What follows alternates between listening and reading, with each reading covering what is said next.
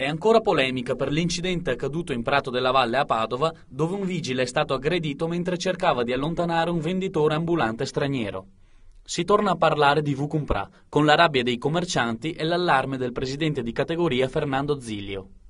È chiaro che il disagio è forte e si può arrivare anche ad avere delle punte di veleno molto, molto anche pericoloso, nel senso che c'è gente che veramente è arrabbiata profondamente. L'illegalità, se solo in parte accettata, può gravare su chi esercita la sua attività in piena trasparenza.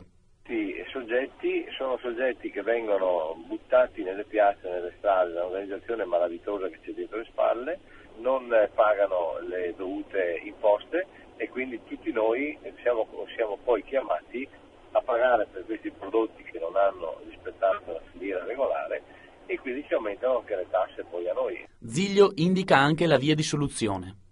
Manca una legge nazionale che semplicemente dica i prodotti che non sono a norma, che non rispettano le regole, le leggi vigenti, vanno sequestrati immediatamente e distrutti immediatamente. Punto.